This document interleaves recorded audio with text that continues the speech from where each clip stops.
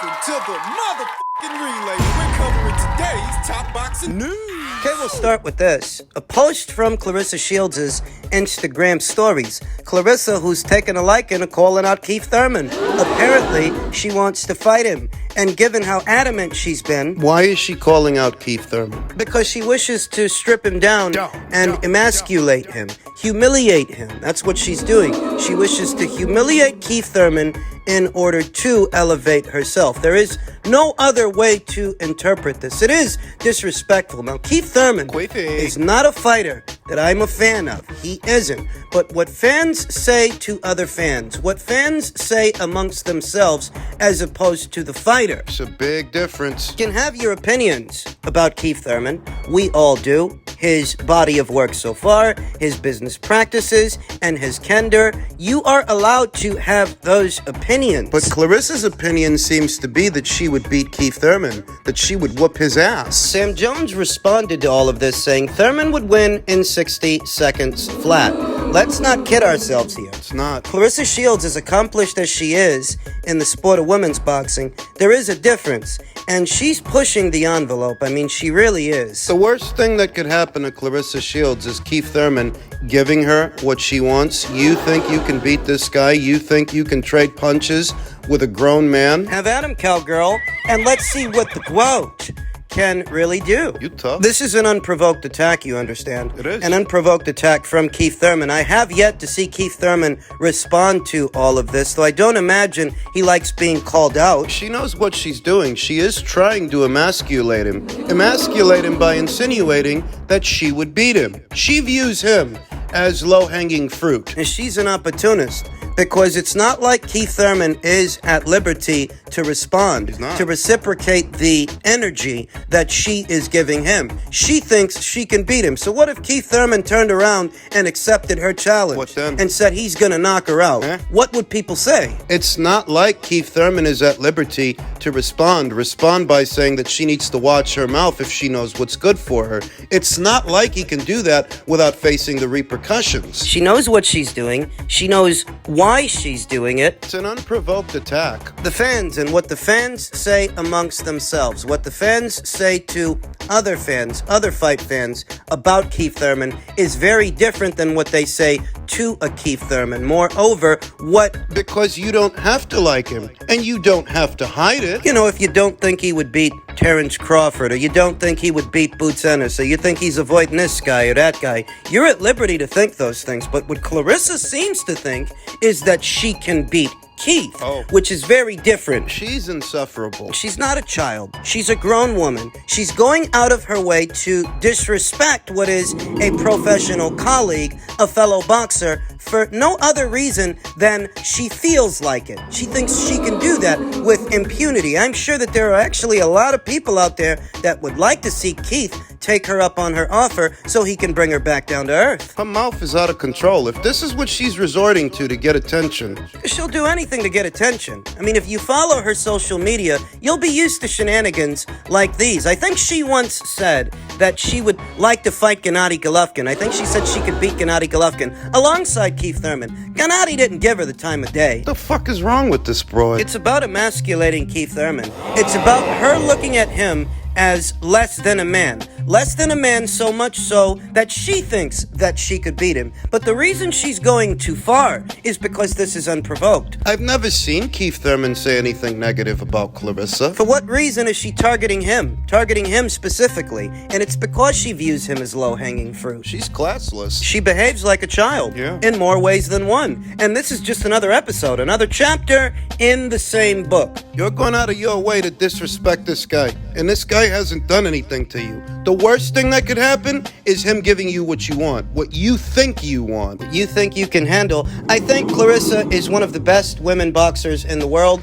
one of the best women boxers, pound for pound, in the sport. But if her ego has led her to a place where she thinks that she can have a full-on fight with a man. Oh, not just a man. A male boxer. A boxer, just like herself, but a male boxer. You don't see anybody else doing this. You don't see Katie Taylor, Chantel Cameron, Natasha Jonas, Alicia Baumgartner. You don't see Ebony Bridges. You don't see Nina Hughes, Sinicia Estrada, Marlene Esparza. You don't see anybody else doing this, going out of their way to not only disrespect a man, but disrespect a male boxer. Clarissa's the only one I see doing this. To Sam Jones's point, if Keith Thurman actually connected with Clarissa Shields' face, as skilled and as accomplished as she is in women's boxing, well, I don't think she could take the brunt of the impact. Absorb it. If he really wanted to knock her out, he would knock her out. You're not a man. This isn't cute or charming. Nothing funny about it. What it does expose is that Clarissa Shields is a bully of sorts,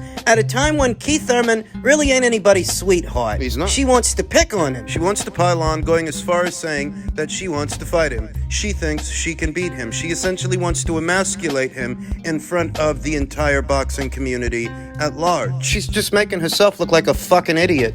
Further reason why people really don't like Clarissa Shields. I don't give a fuck about her backstory. Whatever happened in the past is not a pass for you to behave like this. She's out of pocket. She's out of line. Now, as far as Keith Thurman and who he is talking about, who he is calling out, Thurman calls out Crawford, saying Thurman has no fear. Baby, I'm not flat-footed like Spence. You know, there actually was a time when I felt like Keith could offer Terence a more complex fight than Errol would. The time has passed, though, it has. The better athlete won today, Thurman told a group of fans and reporters after the conclusion of Spence versus Crawford. Crawford did his thing. I already said I'm next. Y'all already know. You want to keep doing great fights? You want to keep selling out? You want to keep doing these pay-per-views? Thurman is right here, baby. Thurman has no fear, baby. Baby! Thurman pointed out that unlike Spence, he is not a flat-footed fighter. And you know, Thurman, he tends to ruffle a lot of people's feathers because a lot of people, they do look at Thurman as a bit of an actor, a bit of a con man. Does he really want the Crawford fight, or is he just saying that because he knows Crawford's not likely to fight him? So he's hemming it up. It's not like Terence is at liberty, here and now,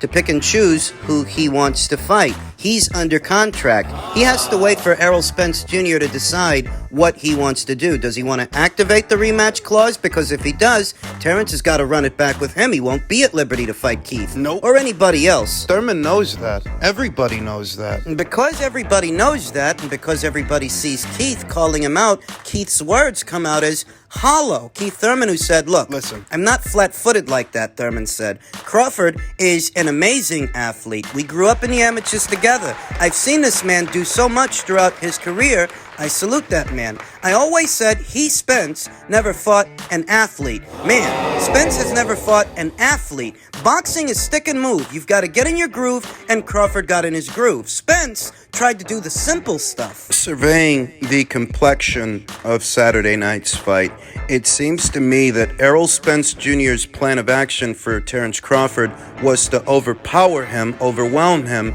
the same way that he tries to overwhelm everyone else. Errol's plan of action seems to have relied upon the principle that because Errol is bigger, that would make him stronger than Terence Crawford. And many of you that have been following this channel a long while now will know I've always contended Crawford might be the smaller fighter in some ways, smaller in terms of frame and dimension, but he is in fact stronger than Errol. And when they fight, if they do, what you're gonna see, that the discrepancy in size between Errol and Terence is not so great that Terence can't overcome it. I happen to think he's stronger than Errol, and if they fight, that's what you'll see. It's what you saw, not just nuts and bolts, boxing fundamentals, the science and what is the sweet science. I always thought Terence was a far better boxer, more complex and nuanced than Errol Spence Jr., but I also thought he's a better physical specimen for more reasons than one, because he takes better care of himself. He doesn't have an alcohol problem like Errol. But he also comes from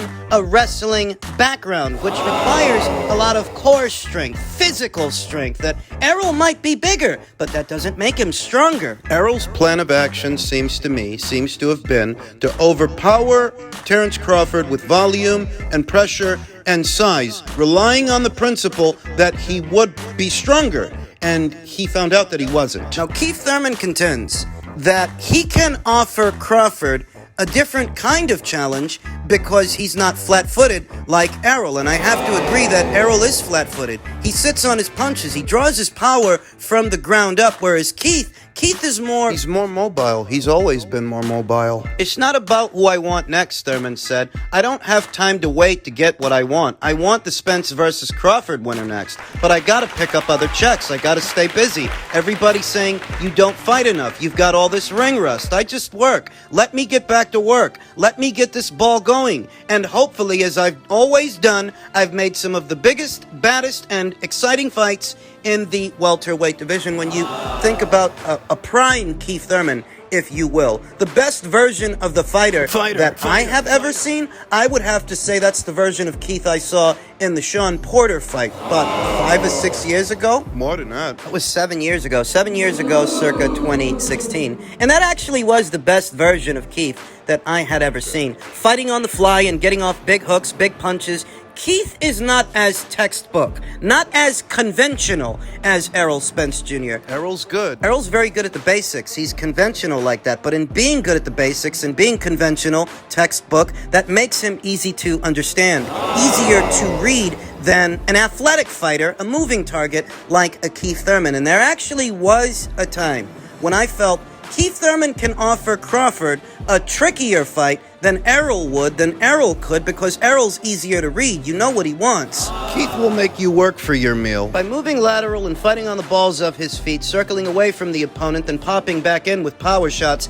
Keith is not as textbook as Errol. And there was a time when I felt like Keith would actually be a slightly more challenging fight for Crawford than Errol Spence Jr., but that time has passed because here today, Keith Thurman doesn't seem to me to be the fighter that he was. He's barely active. Since 2019, losing the WBA title to Manny Pacquiao, Keith Thurman has only fought once, and that was the Mario Barrios fight that was well over a year ago. You cannot fight somebody like Terence Crawford off a long layoff. You cannot fight an elite-level fighter when you've got ring rust. It's not just the business stuff, the marquee value stuff that hurts a fighter's career when he's out for too long. It also hurts his ability to fight because you need to be sharp.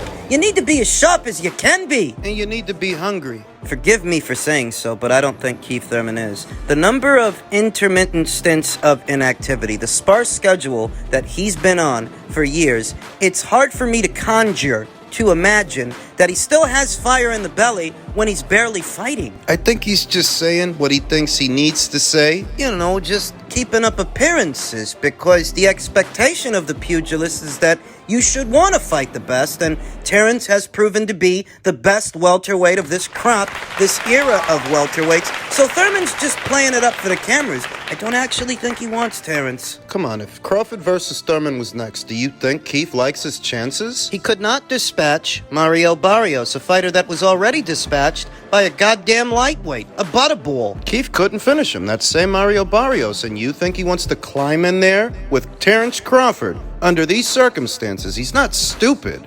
Finally, the expanded conversation in reference to the updated RINGIQ pound-for-pound list, the absence of certain fighters that some feel are accomplished enough or skilled enough that they should be here. You know, Boxing Dev, Lucia Milena, you know, she saw the updated list and she asked, where is Dimitri Bivol? It's a legitimate question. Because you see that 4-division champion Canelo Alvarez is right there, ranked at number 3 in the top 5, but you don't see the man that beat him. You don't see Dimitri Bivol, so there certainly is a precedence to ask that question. And the hierarchy of thought is that while Dimitri Bivol... The rules that govern this list dictate that in defeating a pound-for-pound fighter, you become one yourself. And when Dimitri beat Canelo a year ago, he did achieve a rank on the list. Per the rules that govern it, that in defeating a pound-for-pound fighter, you become one yourself, and that no fighter coming right off a loss is allowed to maintain a rank, not until such a time as he returns to the winner's bracket. Dimitri emerged at number 10. Having created that vacancy, creating that opening by beating Canelo and bumping him off the list, Dimitri was able to emerge in the number 10 spot. And the reason he emerged at number 10 is that in spite of beating Canelo Alvarez, who was ranked on the list at the time, that didn't make Dimitri a more accomplished accomplished fighter, a more proven fighter than, say, Shakur Stevenson. He's not a two-division champion like Shakur Stevenson or a unified champion. Unified like Errol, undisputed like Josh Taylor, fighters who were on the list at that time. Disputed like Josh Taylor, undisputed like Jermel Charlo. Big win that might have been for Dmitry Bivol. It didn't make him a four-division champion like Kazuto Ioka or Nonito Donaire. A three-division champion at that time like Naoya Inoue, like Terence Crawford, or a two-division undisputed champion like Alexander Usyk. That beating Canelo might have been enough to get Dmitry ranked on the list, but compared to the other fighters that were already there, he was nowhere near as accomplished or as proven as they were. As they are. You're thinking to yourself, well, he beat a very accomplished fighter, so that should count for something, shouldn't it? And it did. It was enough to get him ranked, but he came in at number 10 behind everybody else and in the most danger of being bumped off, because in spite of beating a very accomplished fighter, he himself is not as accomplished. What happened is he fought a fighter at his fourth weight, a naturally smaller fighter, and he beat him. Congratulations. But does Dmitry have what it takes to become a multi-weight champion? You fought a naturally smaller fighter at his fourth weight. That naturally smaller fighter could not contend with Dmitry Bivol's skill, but also his size. Canelo is not the puncher at light heavyweight that he has been at lower weights. He couldn't put a dent in Dmitry the same way he did Callum Smith and Billy Joe Saunders and Caleb Plant and John Ryder, those guys down there at super middleweight. Size does have something to do with it. Weight classes exist for a reason, and Dmitry did have size on Canelo Alvarez. It's not just skill, his size helped too. Size matters. Don't let anybody tell you different. Ask your girlfriend. So, you beat a naturally smaller fighter at what was his fourth weight, but do you yourself have what it takes to become a multi-weight champion? Could you be a two-division champion, three-division champion? Just because you beat a very accomplished fighter doesn't mean that you have matched their accomplishments. You haven't. So when Dmitry emerged on the list, he didn't rank very high. Because he's not a multi-weight champion, not a unified champion. Ranking in at number 10, it was only a matter of time before another fighter bumps him off, and that's what eventually ended up happening. And Canelo, he eventually ended up back on the list because he already has a solid body of work, a solid resume, many championship scalps. He's still an undisputed champion. He just needed to get himself back in the winner's bracket, and he did that 2 fights ago. His successful title defenses, which count towards his rank, his successful defenses against Golovkin and John Ryder. So if you're asking yourself, how is Canelo there? Dmitry isn't. That's why. He beat a naturally smaller fighter, which got him a rank for a little while, but those eggs need more bacon. You need to do more than that. Unfortunately for Dmitry, he hasn't. It hasn't been a productive year for Dmitry Bivol. I don't blame him for that. I don't think it's his fault, but I can only rate the guy for the fights that he has.